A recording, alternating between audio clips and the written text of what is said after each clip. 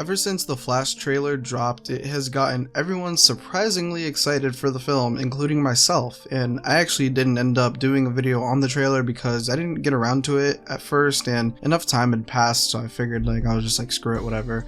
But I will say the Flash trailer was good and has me sort of excited for this film, even though I have made it clear, and will continue to make it clear, that I do not like this iteration of the Flash. But in that trailer, we obviously seen General Zod, and he will not be the only villain of the film because we actually now know the villain through a toy leak, and as well we have some details about the villain and some stuff to talk about in regards to the post-credit scene and where the Flash apparently ends. So first, let's talk about the villain of the Flash film. So thanks to new action figures that are being posted on the internet for pre-orders, we learned some new details about the film in regards to, again, the villain and the plot. Now, I don't know if the villain was already revealed before all of this. From what I know, it wasn't revealed until this, but I could be wrong. I have no clue because I wasn't really keeping up with this film too much and the rumors of it until the trailer dropped. So just keep in mind, anything that is not confirmed by official sources like James Gunn, a WB or DC executive, or sources involved with said projects are just rumors to take with a grain of salt. So the villain is actually going to be Dark Flash. Again, I don't know if anyone already knew this or not. I'm just now learning this, so yeah. But spoilers ahead if you care about this, but this is all reportedly, rumoredly, etc., unless changes are made and stuff like that. But Dark Flash in this film is an alternate version of Barry Allen, and he's from somewhere in the multiverse. So what we find out from, I believe, some action figures and I think production lists as well, is basically Dark Flash is a speedster whose goal is traveling the multiverse so that every speedster he comes across, he can steal their powers. He does this so that he can make them his own, making him the fastest man in the multiverse alive. I don't know about you guys, but this sounds pretty familiar. Can't quite put my finger on it. Oh yeah, CW did it better. Nice try. Okay, but seriously, I mean, I guess this is fine because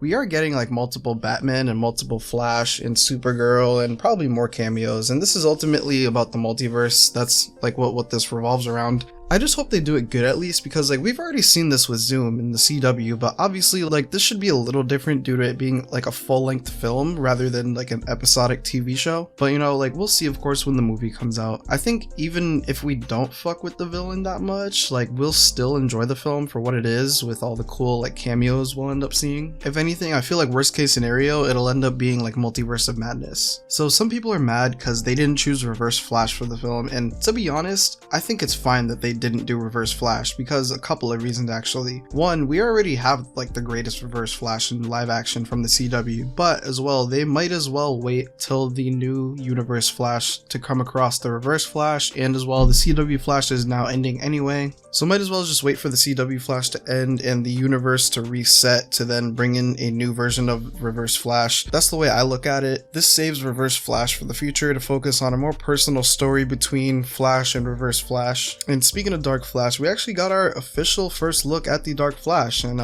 yeah, again, CW did it better, but here's what it looks like. This is coming from an action figure, which go figure, but yeah, I don't like this at all. This looks like Reverse Flash killed the Flash, raised him from the dead like a zombie, then proceeds to charcoal barbecue his ass on the grill for too long. Then after he took him off the grill, some of the charcoal is just stuck to his suit. That's definitely his villain arc. Bro looks like the Flash got charcoaled and stoned to death. What the fuck were they thinking? I mean, I don't know, it is what it is. I don't know what they were going for. Out of every possible design they could have went for, they chose this. Bro, come on, even the CW did it good. Me personally, I really don't see this translating very well into live action, but who knows. But yeah, this is the costume for Dark Flash, so I don't know, yeah, make of that what you will. So now we can move on to the post-credit scene actually, the rumored post-credit scene at least. One thing we know is that this film has went through multiple editing and reshootings and cutting scenes and back to re-edits, reshoots. This film has gone through hell and back, to put it simple.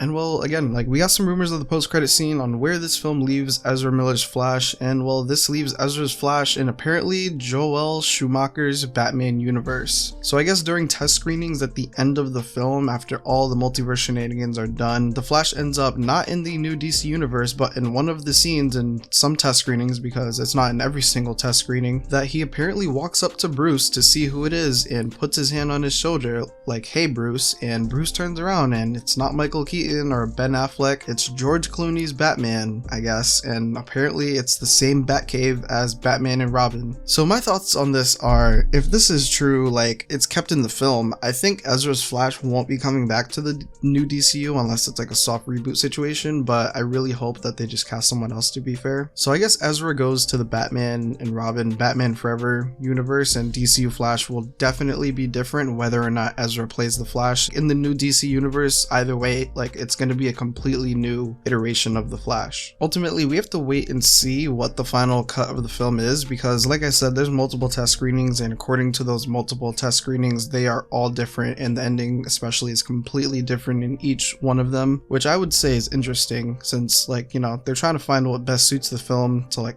you know, keep that one ending that suits the film best. So now I'm going to pass it on to you guys. What do you guys think of the Dark Flash, his costume, his motivations, and the rumored post-credit scene? Make sure you comment your opinion down below so I can discuss all of that with you. With that being said, thank you for taking time out of your day to click on this video. If you are new to the channel, I usually cover Spider-Man related scoops, rumors, leaks, confirmations for the games, movies, TV shows, along with some selective MCU, SSU, and DCU news as well, like this video, and I try to upload as much as I can. So if that interests you, hit the subscribe button. We're on the road to 1,000 legends. Leave a like if you enjoyed this video. Let me know if you guys want more of this type of content. Don't forget to check out my latest video on the left if you haven't already. I hope you have or had a good day and that you enjoyed the video. Until next time.